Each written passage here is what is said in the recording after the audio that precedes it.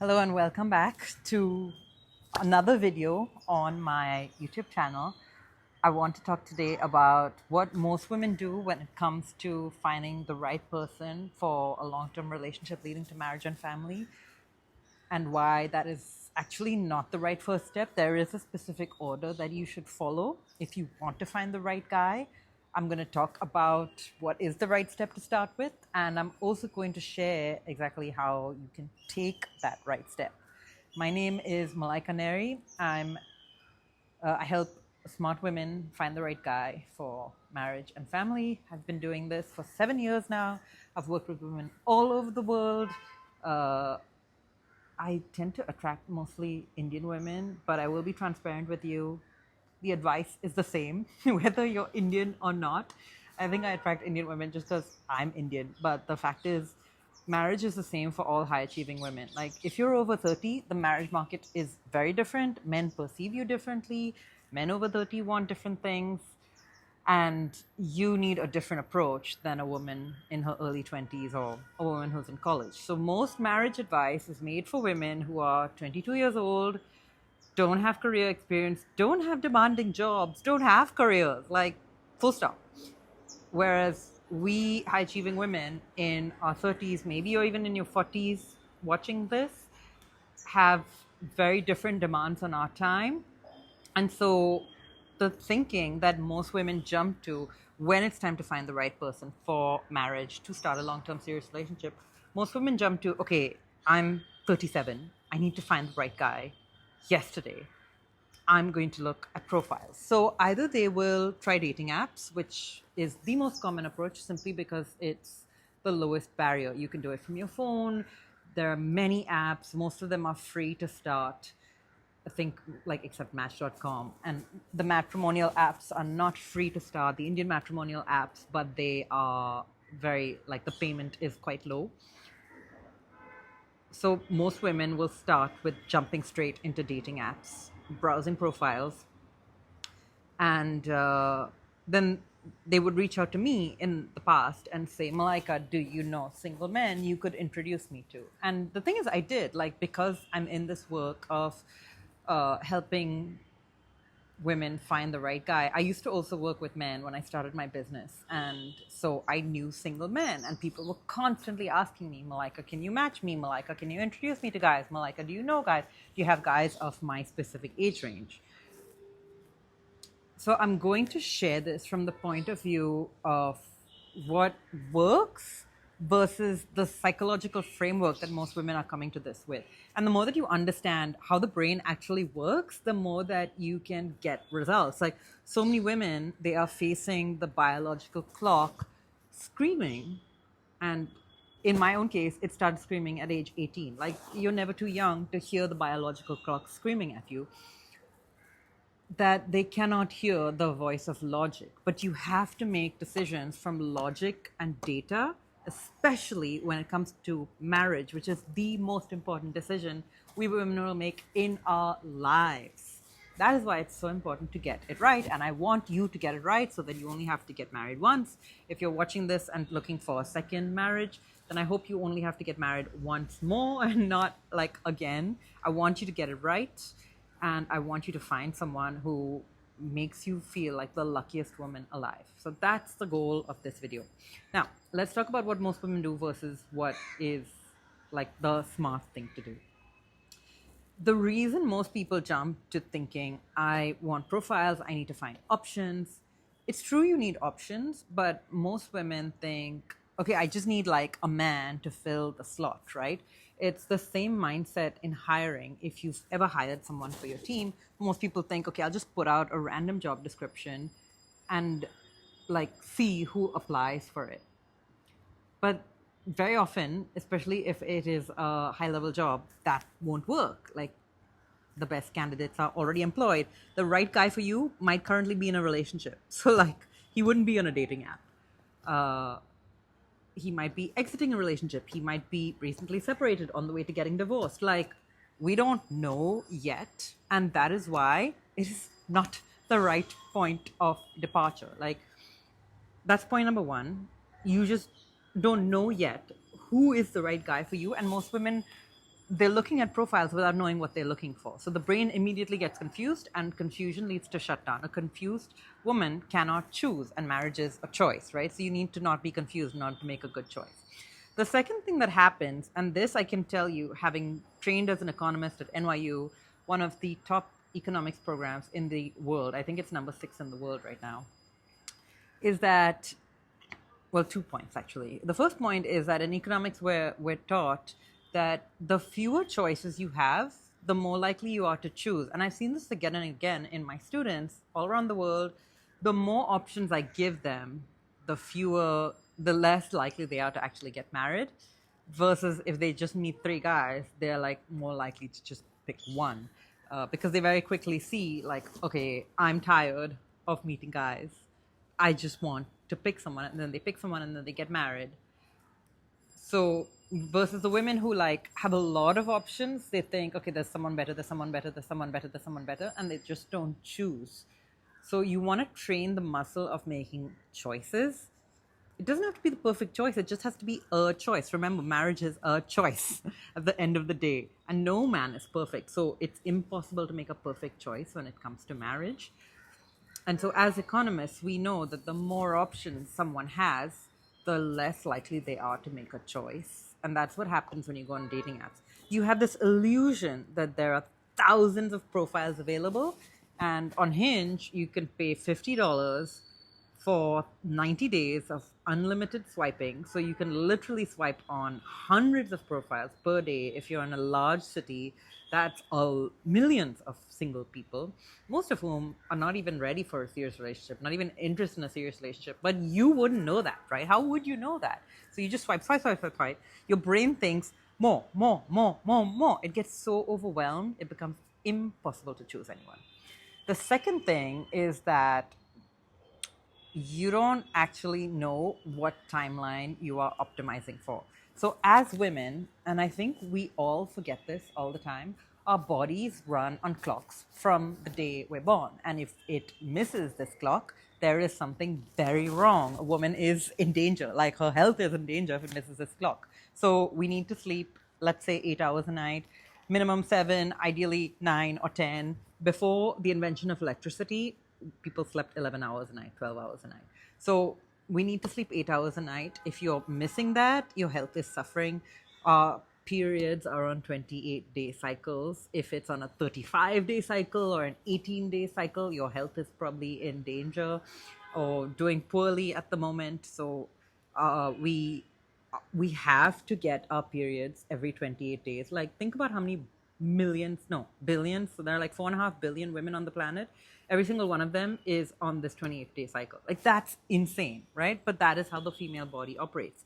All women get their periods between the ages of like 9 and 14, let's just say. So it's like this 5-year gap where all 4.5 billion women on the planet get their periods, like all of them. And then all women stop menstruating sometime between, let's say, 45 and 50. So I'm just giving random numbers, but it's again a 30-year period, a 5-year period for starting, and a 5-year period for ending. Now I'm just giving general numbers, but the point is the same. Our bodies run on clocks.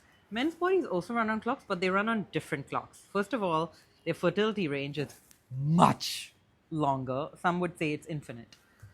And secondly, they don't menstruate, right? So they don't have a monthly cycle. They have a daily cycle, a 24-hour cycle.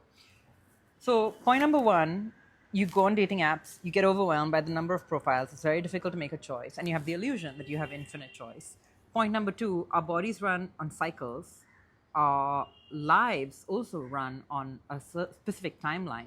But dating apps and just looking for profiles on dating or matrimonial apps does not match whatsoever this cycle, especially if you're looking at men's profiles. Their cycles don't match ours. They are not thinking, I need to have a baby in the next 2.5 years. I need to get pregnant. I haven't frozen my eggs yet. Or I have frozen my eggs and now I need to get pregnant. Or maybe I want to do surrogacy and I need to do that in the next 5.5 years. Like, whatever your timeline is, they don't have that, because men can have children at age 95 and a half.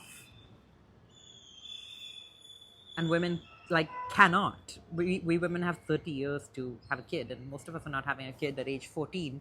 We're having it at maybe age 34. So we need a very different planning to address this timeline.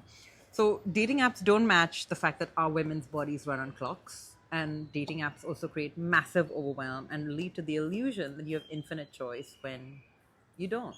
The truth is that on dating apps, at a maximum, 15% of men are ready to get married right now, what I call now men.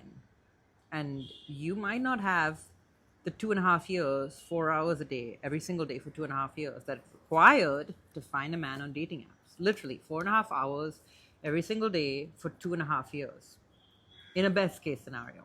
So in a worst case scenario, it might take you 3.5 to 4 years, but on average, 2.5 years every single day, 4.5 hours per day on the dating app, swiping to find Mr. Right.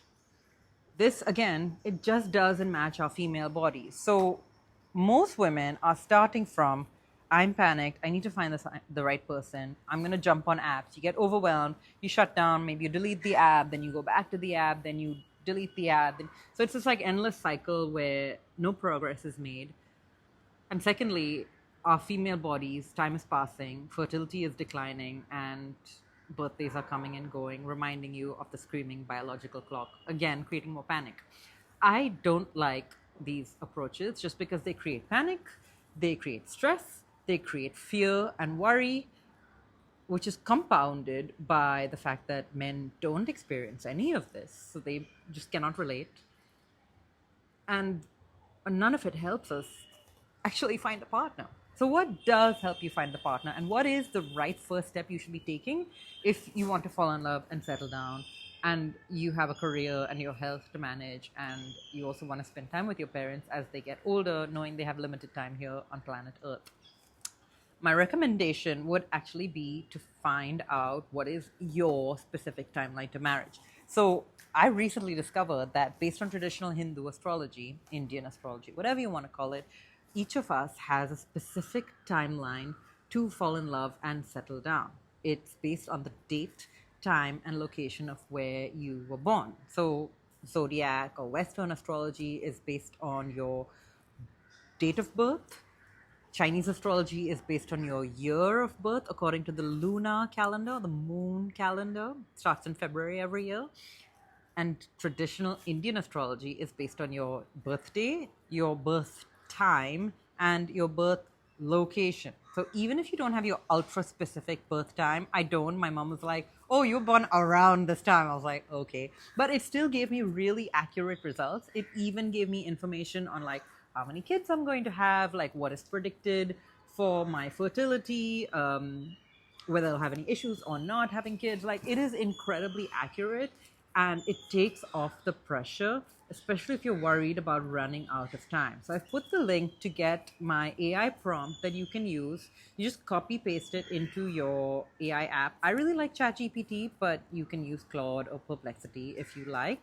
Just copy paste it. You can use the free version of the app or the pro version, and it will give you a super detailed timeline for when you specifically are going to find the right person for you, fall in love, get engaged, start a serious relationship, when you'll have your first child, when you'll have your second child, etc. But please, for the love of God, don't start by jumping into profiles. It's very tempting because it feels like I'm doing something, right? We all just want to have the feeling of momentum. I'm doing something for this goal of like finding the right person. But I want to remind you concretely, after you've scrolled the apps for 1 hour, what is the difference between scrolling profiles on the apps for 1 hour and scrolling Instagram and watching these idiotic reels? I do it too. Like, I love idiotic reels, but idiotic reels don't contribute to my goals in any way. They don't enable connection. They don't create bonding. They don't make me a more interesting person. So take that 1 hour, spend 45 minutes of it maybe doing a meditation on your bed, like just lie down, shut your eyes, and like allow your intuition or God to speak to you. And then take 15 minutes of that 1 hour that you would otherwise spend scrolling the apps and read what the prompt tells you about the specific timeline of your life. It will tell you this is the month and year you are going to fall in love and get engaged. This is when you should focus on your love life. This is when you should focus on your career. This is when you should focus on your health. So it's hyper specific to your life, to what else is going on, whether maybe you're moving, maybe you're dealing with immigration stuff, maybe you're traveling, maybe one of your parents is ill and so you have to take care of them. Like all of this will be described in your birth chart. I don't know. You will find out. Your birth chart will tell you. And it is incredibly helpful because instead of letting an algorithm determine what is the right timing for you, you are finally allowing your own birth chart to share what is already written for you. And I don't mean it has to happen only this way. I mean, this is already in your destiny. It's going to play out this way whether you like it or not. You might as well be aware of it. So an algorithm, the whole job of the algorithm is to like lull you into eventually buying something on Instagram and watching their ads, and then the people who pay to advertise like make money off you. And I know because I pay to advertise on Meta, so I benefit from people spending lots of time on Instagram. The average person spending 4.5 hours a day on Instagram, and you need to spend 4.5 hours a day on dating apps to maybe find someone. Maybe. Or you can spend 15 minutes of that reading your birth chart prompt, get concrete information on what to do, how you should meet the right person, and then actionable advice on what are the next steps based on what is recommended in your birth chart. It's hyper specific to you, and it's very practical and concrete, so that you stop wondering, you stop stressing, you stop worrying, and the biological clock can like calm itself down because it knows the concrete timeline. So the body like responds really well to calm deadlines and like, this is when things are going to happen for me. You will feel so good after using it. But my advice from the beginning still stands. If your first like instinct is I'm going to jump on dating apps just so I can make myself feel like I did something, you and I both know that's contributing to nothing in terms of you finding a husband. Let's take concrete steps, and I promise that I will guide you there to finding your husband by doing things that actually help you get there. Not just give you the illusion that like I'm doing something, but this step actually contributes to the end goal of marriage and family. Thank you for watching. Please like and subscribe, and click the link in the description for my birth chart prompt. I will see you next time. Bye.